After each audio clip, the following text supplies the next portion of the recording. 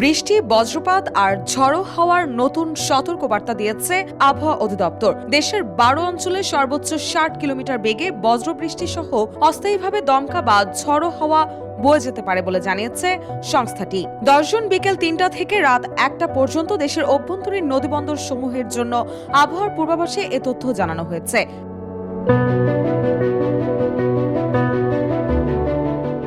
এতে বলা হয়েছে, রাজশাহী, পাবনা, টাঙ্গাইল, ময়মনসিংহ, ঢাকা, ফরিদপুর, মাদারীপুর, যশোর, কুষ্টিয়া, খুলনা, কুমিল্লা এবং সিলেট অঞ্চল সমূহের উপর দিয়ে পশ্চিম বা উত্তর পশ্চিম দিক থেকে ঘন্টায় 45 থেকে 60 কিলোমিটার বেগে বৃষ্টি বা বজ্র বৃষ্টি সহ অস্থায়ীভাবে দমকা বা ঝড়ো হাওয়া বয়ে যেতে পারে।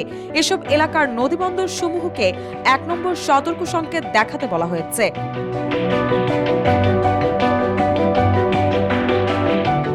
এদিকে বৃহস্পতিবার সকাল 9টা পর্যন্ত আবহাওয়ার পূর্বাভাসে বলা হয়েছে, রংপুর, ময়মনসিংহ, চট্টগ্রাম ও সিলেট বিভাগের অনেক জায়গায় এবং রাজশাহী, ঢাকা, খুলনা ও বরিশাল বিভাগের কিছু কিছু জায়গায় অস্থায়ীভাবে দমকা হাওয়া ও বিদ্যুৎ চমকানো সহ হালকা থেকে মাঝারি ধরনের বৃষ্টি বা বজ্রসহ বৃষ্টি হতে পারে।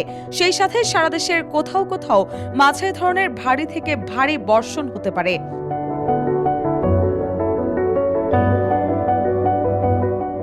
এছাড়াও দেশের দক্ষিণাঞ্চলে দিনের তাপমাত্রা সামান্য কমতে পারে এবং অন্যত্র তা প্রায় অপরিবর্তিত থাকতে পারে। সারা দেশে রাতের তাপমাত্রা সামান্য বাড়তে পারে। রুশা সুর, দেশকাল নিউজ।